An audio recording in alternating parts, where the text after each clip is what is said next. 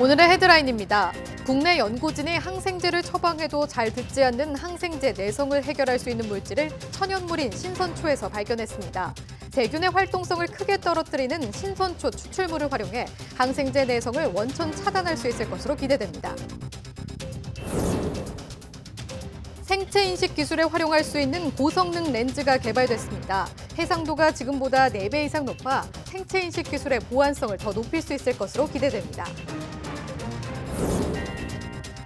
한방 물리치료 춘화요법에 대해 정부가 건강보험을 적용하기로 했습니다.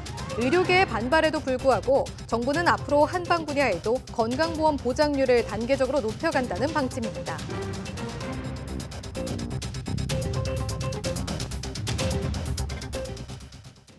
시청자 여러분 안녕하십니까? 11월 30일 금요일 사이언스투데이입니다. 항생제를 처방해도 잘 듣지 않는 항생제 내성 문제는 우리나라뿐 아니라 전 세계적으로도 심각하게 인식되고 있는데요. 그런데 국내 연구진이 항생제에도 끄떡없는 이 내성균을 원천적으로 차단할 물질을 천연물인 약초에서 찾아냈습니다. 이혜리 기자의 보도입니다. 스웨덴의 한 비영리 단체는 보고서를 통해 인류를 위협하는 10가지 위험 요인 가운데 하나로 항생제 내성을 꼽았습니다. 지난 2016년 영국에서는 항생제 내성에 대한 해결책이 마련되지 않는다면 2050년 매년 전 세계적으로 1,000만 명 이상이 사망할 것이라는 경고가 나왔습니다. 암보다도 인류를 더 크게 위협하고 있는 항생제 내성 문제. 국내 연구진이 신선초 혹은 명일엽으로 잘 알려진 약초에서 해답을 찾았습니다. 신선초에서 추출한 물질이 대표적인 세균 가운데 하나인 황색 포도상구균의 활동성을 크게 떨어뜨린다는 겁니다. 이렇게 힘이 빠져버린 균은 결국 우리 몸의 면역체계에 의해 사멸됩니다. 직접 죽이진 않고 가지고 있는 공격 무기만 제거하는 그런 방법이기 때문에 내성을 유발하지 않으면서도 황색 포도상구균의 감염을 효과적으로 치료할 수 있는. 이미 항생제에 내성이 생긴 균이라고 해도 이 물질을 사용하면 활동성을 잃게 돼 더 이상 병을 일으킬 수 없는 것으로 나타났습니다.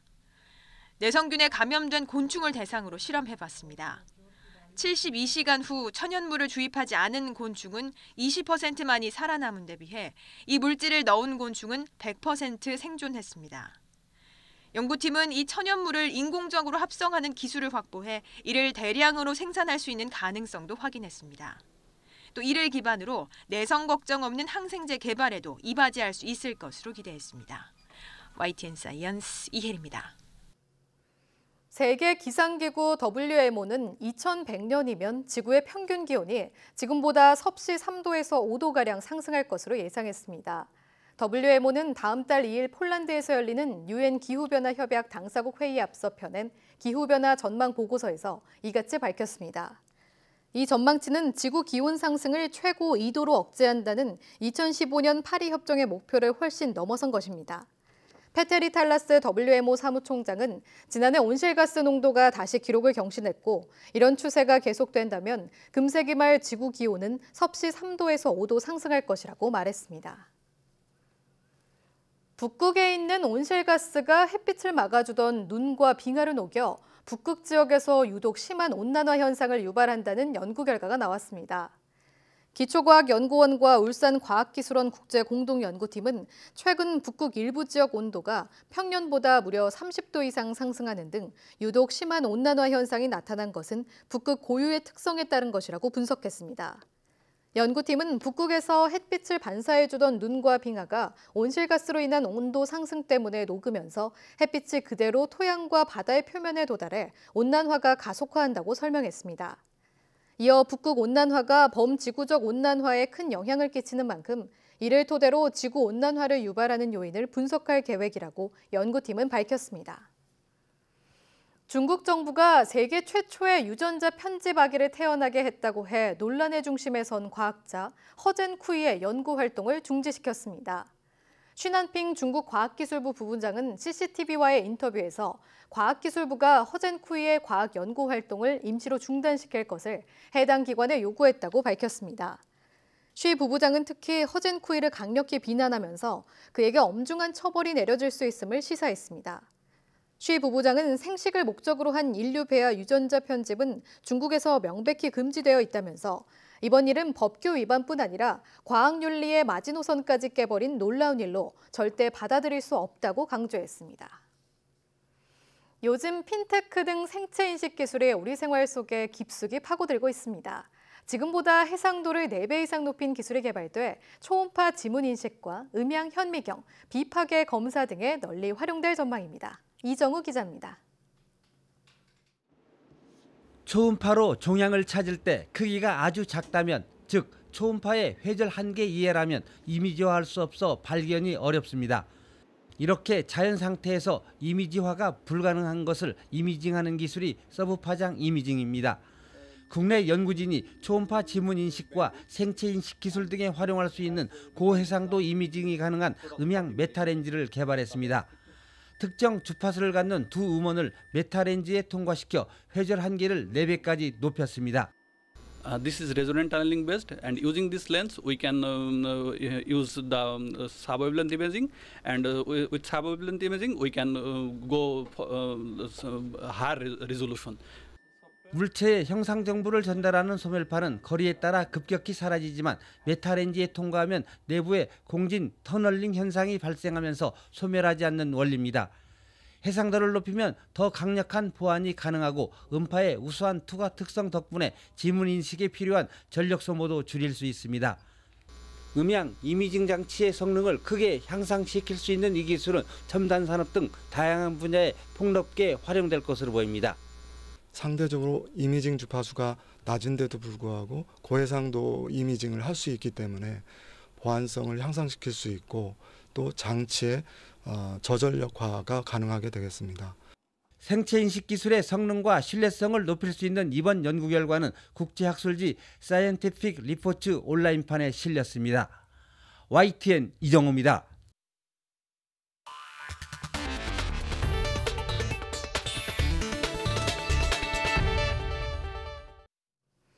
SK텔레콤은 내일 새벽 0시부터 서울을 포함한 수도권과 6대 광역시 중심지에서 차세대 이동통신 5G 서비스를 개시한다고 밝혔습니다. 5G 상용 서비스는 제조업 분야 기업 고객에게 먼저 제공되며 산업용 5G 서비스는 모바일 라우터와 통신, 솔루션이 패키지로 제공됩니다. 박정호 SK텔레콤 사장은 5G는 4차 산업혁명을 이끌 핵심 인프라로 초연결, 초융합 시대를 촉발할 것이라고 강조했습니다. 손가락과 손바닥 힘을 이용한 한방 물리치료 추나요법에 대해 정부가 건강보험을 적용한다고 결정했습니다. 의료계가 반발하고 나섰는데 정부는 단계적으로 한방 분야에도 건보 보장률을 높여나간다는 계획입니다. 김정회 기자입니다. 추나요법은 손가락과 손바닥 힘으로 비틀린 척추나 관절, 근육이 제자리를 찾도록 하는 한방 물리치료법입니다.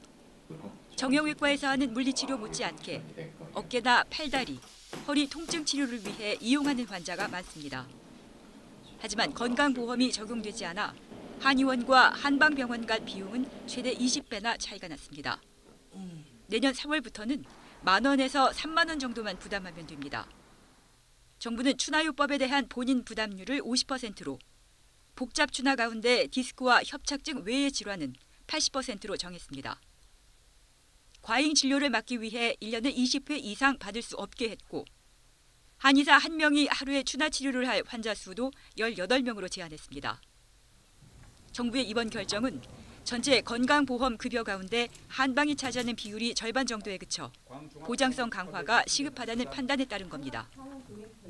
때문에 처벽 급여화와 함께 우선순위로 거론되어 추나요법의 건보 도입을 위해 지난해 시범 사업을 벌였습니다.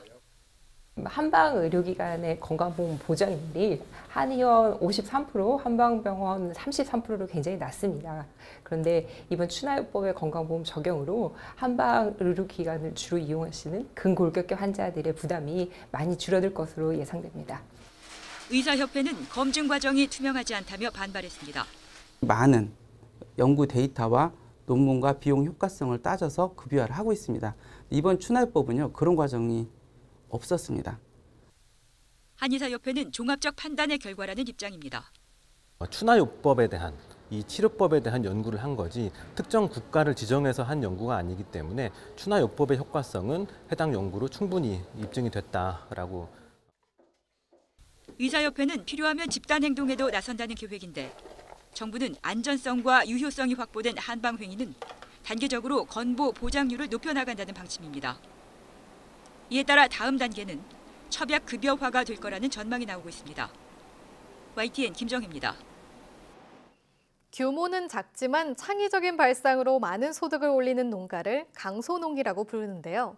강소농이 생산한 농산물과 가공 제품을 한자리에서 선보이는 축제에 발길이 이어지고 있습니다. 김학무 기자의 보도입니다.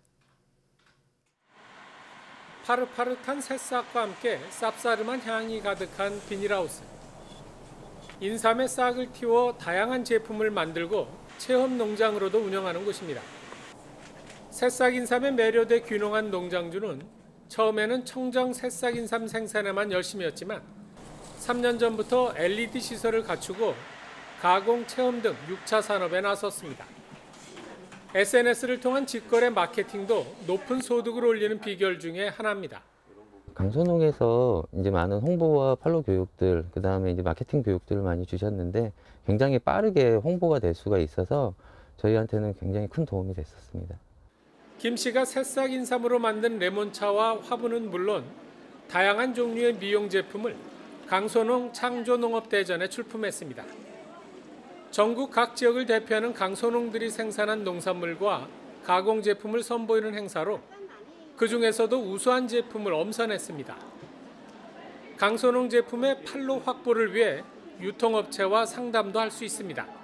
포장을 이렇게 두 가지를 했는데 어때 보이세요? 제가 보기에는 이 상품은 포장에 크게 문제는 없을 것 같은데 이 상품은 좀 더 포장을 좀 더 고급하게 좀 개선하는 게 2012년 시작해 현재 전국적으로 7만 8천여 농가로 늘어난 강소농은 다른 농가보다 적게는 10%에서 많게는 50%까지 소득을 더 올립니다.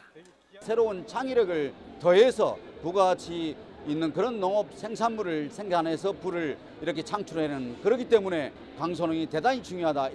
강소농 육성 지원이 농업 경영체의 경쟁력을 높이고 농가 소득 향상에 디딤돌이 되고 있습니다.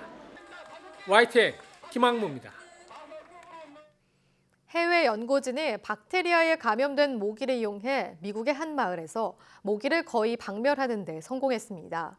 블룸버그 통신은 구글의 계열사 베릴리가 미국 캘리포니아의 한 마을에서 볼바키아 박테리아에 감염된 수컷 이집트 순모기 1,500만 마리를 풀어 모기 수 95%를 줄였다고 보도했습니다.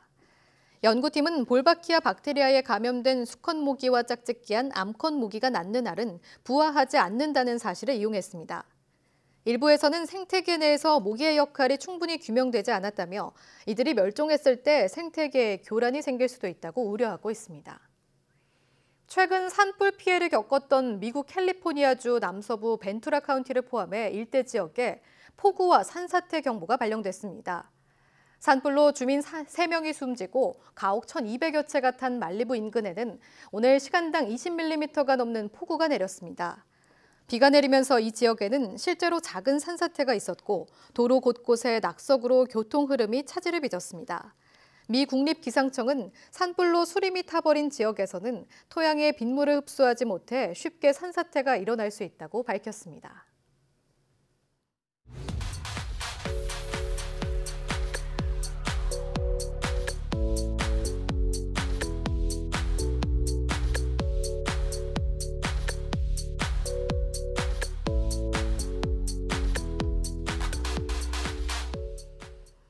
내일부터 지금보다 전송 속도가 최대 20배 빠른 5G 상용화 서비스가 처음으로 시작됩니다.